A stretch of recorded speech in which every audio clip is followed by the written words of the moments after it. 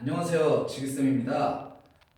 오늘 이렇게 여러분들께 소개해드리고 싶은 내용은 제가 이제 수업을 하면서 여러분들과 선생님이 이제 의사소통이 좀 돼야겠죠. 그래서 오늘은 선생님이 어떤 방식으로 수업을 하고 그 수업이 어떤 생각을 가지고 이루어지는지 이런 것들을 좀 설명을 드리고 싶어서 이렇게 영상을 찍게 되었습니다. 많은 참고 바라시면서 그 다음에 우리가 선생님이 어떤 생각을 갖고 있는지 그리고 여러분들은 수업을 들을 때 어떤 점을 주의해야 되는지 이런 거에 같이 말을 좀 맞춰 나갔으면 합니다. 자, 일단 한번 볼까요? 자, 일단 저의 강의는 다양한 사고가 좀 필요한 개념들. 그러니까 우리가 생각을 해보면은 그냥 기본적인 개념만 설명하고 넘어가는 것이 아니라 그 개념을 통해서 여러 가지 원리들을 좀 유출을 할 수 있고 좀 더 심화된 문제들을 풀 수 있느냐 없느냐, 저는 이런 개념 강의에 굉장히 중점을 둡니다. 우리 학생들이 많이 어려워하죠, 이런 것들. 분명히 나는 설명도 잘 듣고 열심히 공부도 했는데 왜 어려운 문제를 못 풀까? 그 답이 바로 이제 개념 속에서 조금 더 심화된 연결고리를 좀 찾아둬야 되는데 그런 내용이 조금 부족하지 않았나, 여기서 오는 빈게 있지 않을까 하는 생각이 있습니다. 저는 일단은 개념 강의에서 가장 중요한 거는 그 개념이 여러 가지 사고를 할 수 있는 기본이 되어야 되는 겁니다. 그래서 그 기본이 뭐냐? 우리가 이제 문제를 풀 수 있는 힘이 되는 거죠. 제가 예를 들어서 하나를 보여드릴게요. 지금 뭐 초등학생, 아주 그냥 쉬운 초등학생 예로 한번 들어보겠습니다. 지금 선생님이 보여주는 거는 5학년 1학기 거 1단원에 나오는 요 혼합계산이라는 단원들 알고 계시죠? 자, 기본 개념은 일단 사칙연산이 혼합되어 있을 때 그 계산 순서들을 열심히 연습을 하는 겁니다. 뭐 곱하기, 나누기, 더하기, 빼기가 섞여 있을 때 어떤 거 먼저 하고 어떤 거 먼저 하고 어떤 거 먼저 하고, 그런데 우리가 이것만 가지고 계속 연습을 했을 때 사실 어려운 문제들을 풀 때는 큰 도움이 안 됩니다. 사실 이 개념 속에는 나중에 학년이 올라가면 우리가 진짜 배워야 될 것들이 많이 녹아 있어요. 자, 보면은 여러분들이 어려워하는 문제는 이런 거죠. 이제 혼합 계산을 하는데 갑자기 네모가 나오기 시작해요. 우리가 이 식도 풀기 어려운데 네모가 막 등장하기 시작합니다. 이게 나중에 가서 배우는 뭐 방정식의 개념이죠. 그 다음으로 보면은 이제 막 갑자기 문장제 문제도 막 나와요. 문장제 문제라고 하면 이제 문장으로 막 되어가지고 식 쓰는 문제들. 참 어렵죠, 이런 것들. 그 다음에 이제 식끼리 섞는 개념이 나옵니다. 이 복잡한 식과 복잡한 식이 있는데 이 두 개를 이제 뭐 여기를 여기다 집어넣어가지고 어떻게 풀어야 돼. 이런 어려운 문제점들이 나오죠. 그 다음에 이제 뭐 여러 가지 이 혼합 계산을 통해서 식이 어떻게 계산이 흘러가느냐, 그 다음에 이 식의 전체적인 구조는 어떻게 풀어나가느냐, 이런 것들을 사실은 요 5학년 1학기 혼합계산에서 배우게 되는 내용입니다. 그러니까 우리가 그냥 단순히 이거는 뭐 이렇게 해서 더하기 빼기를 먼저 나중에 하고 곱하기 나누기를 먼저 하고 뭐 괄호가 있으면 괄호를 먼저 풀고 이것도 중요하지만 사실 이거를 통해서 이 식을 어떻게 구조를 풀어나가느냐, 또 문장으로 나왔을 때 이 문장들을 어떻게 우리가 알기 쉬운 수학의 언어인 식으로 표현을 하느냐, 그 다음에 이 식들이 이 자리에는 대신에 이런 식도 들어갈 수도 있다. 이런 중요한 연결되는 심화 개념까지 배우는 것이 굉장히 중요합니다. 그래서 저는 이제 개념 설명을 할 때 이런 것들이 좀 중점을 둬서 일단 기본적인 계산 연습이 좀 이루어지고요. 그게 되면은 문제를 풀기 전에 이런 연습들을 좀 많이 시키죠. 지금 선생님이 들어준 예시는 뭐 이런 혼합 계산에 관한 예를 들었지만 이게 이제 각 단원의 다음 학년 또는 더 어려운 개념으로 연계되는 원리들을 정확하게 배우는 게 여러분들이 공부할 때 큰 도움이 됩니다. 이제 선생님 방금 전에도 얘기했는데 이제 여러분들이 제일 어려워하는 거, 나는 어느 일정 난이도 이상만 되면은 문제를 풀기가 진짜 어렵다. 이게 이제 심화하고 연계가 되는 거거든요. 이런 거는 이제 일단은 선생님들의 입장에서는 문제도 굉장히 잘 찝어야 되고요.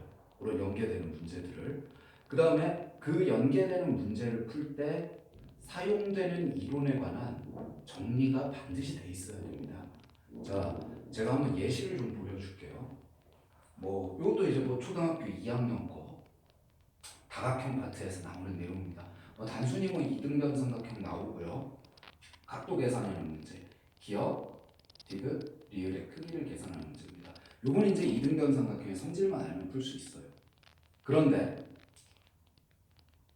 이제 4학년 2학기인데 이것도 똑같은 4학년 2학기 문제집에 나온 문제예요.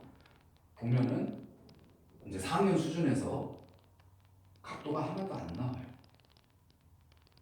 그리고 이상한 조건이 하나 있죠. 각의 이등분한선이 만나는 점을 리을이라고 한다.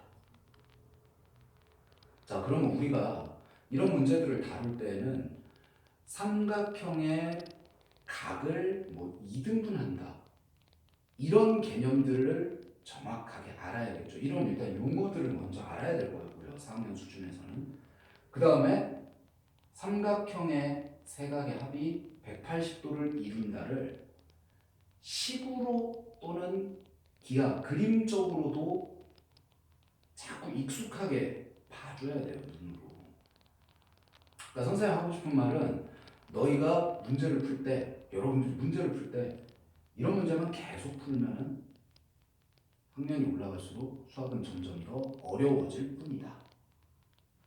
심화 문제를 좀 다루어 봐야 된다는 거. 선생님이 굉장히 강조하는 부분입니다. 그래서 이 문제가 조금 이해가 되면은 여기서 끝나지 말고 반드시 그거와 연계되는 그 다음 난이도의 문제를 반드시 넘어가 줘야 됩니다. 자, 제가 왜 이런 말씀을 드리냐면 지금 이게 초등학교 4학년 문제고요. 이게 중학교 이제 2학년 2학기 때 나오는 삼각형의 뭐 내심에 관한 문제입니다. 사실 이 두 문제가 똑같은 문제거든요. 그러면 여러분들이 이제 4학년 때부터 뭐 저학년 때부터 이런 심화 문제를 좀 풀어왔다면 중학교 돼서 이 사실 굉장히 기본 문제입니다. 이런 거. 그러니까 기본 문제를 풀 때 굉장히 수월하게 받아들이고 중학교 가서도 좀 더 높은 수준의 문제를 풀 수 있게 되고 또 이 높은 수준의 문제는 나중에 고등학교 때 사고를 할 수 있는 그런 힘, 바탕이 된다는 겁니다. 그래서 선생님은 굉장히 일단 문제를 풀어줄 때는 그 한 문제만이 아니라 그거에 대해서 변형해서 나올 수 있는 여러 가지 문제들을 좀 풀어보는 거를 굉장히 중요시 하고 있습니다. 그 다음에 이제 이거는 선생님의 수업 스타일에 관한 건데요. 일단 습관이 좀 들어야 돼요. 이 심화 문제를 풀기 위해서는. 왜냐하면 그냥 공부, 우리가 보통의 학생들이 이제 공부를 할 때 기본 개념은 그냥 와서 수업만 들어도 돼요. 딱 수업을 듣고 그런 거구나 하고 집에 가서 숙제 한번 풀어보고 그러고서 뭐 학원이나 학교를 가게 되죠. 그러면은 별 그런 노력 없이도 쉽게 풀 수 있는 문제들이 많습니다. 그런데 이제 조금 깊이 있는 공부를 하려면은 그 외에 자기가 해야 되는 뭐 복습이라든가 개념에 대한 뭐 재정리, 그 다음에 자기가 자주 틀렸던 문제에 대한 오답 정리, 뭐 유형별로 나누는 정리, 이런 것들을 좀 해줘야 돼요. 그래서 선생님 수업 시간에 항상 굉장히 강조를 하죠. 그런 정리라든가 저학년 때는 뭐 이렇게 분류를 잘 해놓는다든가 필기를 좀 깔끔하게 해놓는다든가 그 다음에 시험 때가 되면 언제든 다시 한번 뒤져볼 수 있게 만드는 거. 그래서 선생님이 굉장히 그런 거에 대해서는 봐주지 않고 있죠. 엄격하게 좀 하는 편입니다. 그 다음에 항상 선생님이 이제 숙제 검사를 하고 하지만 숙제를 사실 검사하는 건 시간이 굉장히 아깝잖아요. 수업 시간에. 그래서 선생님이 항상 보는 게 뭐예요? 맨날 테스트 보죠. 그러니까 숙제를 해왔는지 안 해왔는지에 대한 거는 선생님은 숙제를 빈칸을 채우는 게 아니에요. 숙제는 자기가 그 내용에 대해서 정확하게 숙제를 하느냐, 그 다음에 연습을 좀 해오느냐에 대한 거지. 이거를 무슨 빈칸 채우기식으로 막 문제집만 10장 풀었다 나는 오늘 공부 다 했어 이건 절대 아니거든요. 그래서 그거에 대해서 정확히 숙지를 해왔는지 안 해왔는지에 대한 정확한 테스트를 항상 보고 있습니다. 그 다음에 선생님이 또 강조하는 것 중에 하나인데 수학의 언어에 좀 익숙해져라. 자, 이 수학이 어려운 이유가요. 뭐 예를 들어 1 더하기 2라고 합시다. 1 더하기 2인데 한 개하고 5개를 합치는 거예요. 쉽게 얘기하면 그러면 6이라는 숫자가 되겠죠. 근데 이거를 수학에서는 어떻게 써놨냐? 5 더하기 1 이렇게 써놔요. 그러니까 뭔가 수학만의 특수한 언어를 사용을 해서 만들어놨다는 거죠. 그러니까 우리가 수학을 막 어렵게 생각하기보다는 우리가 수학 문제를 풀기 위한 이런 기호나 수학에 대한 이런 약속들 그런 언어에 좀 익숙해지는 게 굉장히 좋아요. 그래서 항상 문제 풀 때 선생님 조금 어려운 기호가 나오면은 이런 것들이 이제 한국어로 풀어서 계속 설명을 하고 적도로 연습을 시키는 겁니다. 그래서 이런 수학에 대한 언어에 빨리 익숙해져라. 영어 공부하듯이 대화하는 겁니다. 문제집하고. 우리가 출제자가 퀴즈를 내는 거고 우리는 그거에 맞는 약속에 맞게 논리적으로 그것을 해결해 나가는 능력을 기르는 거. 이게 수학 공부를 잘하는 방법입니다. 자, 선생님의 수업 일단 루틴은 이런 식으로 이루어집니다. 먼저 아까 말씀드렸던 다양한 이제 사고가 가능하도록 개념 정리를 먼저 들어가고요. 그 개념 정리가 완성이 되면은 일단 그 개념을 가지고 있는 좀 필수 유형의 틀을 좀 잡게 해줘요. 그래야지 이제 이 틀에서 다양하게 변형 문제들이 나오게 되는데 이 변형 문제들을 이제 뭐 물론 수업 문제를 절대 외우는 게 아니기 때문에 이런 기본적인 사고의 틀을 갖추는 연습을 하게 됩니다. 그 다음에 이제 다양하게 문제를 막 변형해서 여러 가지를 많이 보게 되죠. 그래서 보통 뭐 이게 1시간, 2시간에 걸쳐서 강의식으로 이루어지고요. 그 다음에 이것도 이제 한두 타임 유형의 틀, 기본적인 것과 틀을 좀 마련하고 마지막으로 이제 여기에 가장 많은 힘을 좀 쏟게 되죠. 어려운 문제들을. 그리고 이제 매타임 선생님 근데 수업 듣는 사람들은 알 거예요. 매번 이제 제대로 숙제했는지 안 했는지 숙제 검사가 아닌 이런 일일 과제로서 매일 테스트로 그 학습한 거를 점검을 해요, 선생님이. 그 다음에 이제 매일 그거에 대해서 오답 제출을 하고요. 그 다음에 뭐 수업 시간에 혹시 못 알아듣는 학생들은 이제 1대1로 계속 개별 보강 시간이 따로 잡힙니다. 그 다음에 이제 선생님 수업을 들어보면 알겠지만 선생님 항상 이제 개념 정리할 때 뭐 하게 해요? 증명하라고 하죠. 식 같은 거. 식 절대 외우지 마세요. 식은 외우는 게 아니라 식 속에서 이 식이 어떻게 나왔는지를 논리적으로 증명하는 연습을 계속 해줘야 됩니다. 요 오답 제출에 대해서, 오답 노트에 대해서 그리고 흔히 학생들이 잘못 알고 있는 거. 오답 노트는 빽빽이가 아니에요. 절대 뭐 칸을 여러 번 써라? 오답 노트를 3번, 4번 해라? 이건 전혀 선생님 바라지 않습니다. 오답 노트에서 여러분이 해야 될 건 딱 2개예요. 첫 번째, 왜 틀렸는가? 쓰세요, 옆에. 나 이 문제 뭐 때문에 틀렸어? 두 번째, 이 문제를 풀기 위해 내가 공부해야 될 거. 요 2가지를 정리하는 게 오답입니다. 그래서 나중에 이 오답이 모이게 되면 여러분들만의 문제집이 되는 거죠. 이렇게 공부를 해주면 됩니다. 그래서 선생님은 매 단원 이렇게 일정하게 계속 돌아가고 있어요. 그러니까 여러분들도 혹시 뭐 선생님한테 수업을 듣지 않더라도 혼자서 공부를 할 때 이런 방식으로 좀 꼼꼼하게 하나하나 짚어가면서 하면은 수학 실력이 많이 늘어날 겁니다. 자, 이제 마지막으로 좀 하고 싶은 얘기는 이제 선생님 이겁니다. 수학은 재밌다. 자, 선생님 지금까지 진짜 재미없는 얘기만 해놓고 이게 무슨 소리예요? 수학은 재밌다니. 자, 선생님도 이 말에 동의합니다. 저 역시도 학창 시절에 공부할 때 진짜 뭐 수학은 재미없었고요. 굉장히 재미없죠.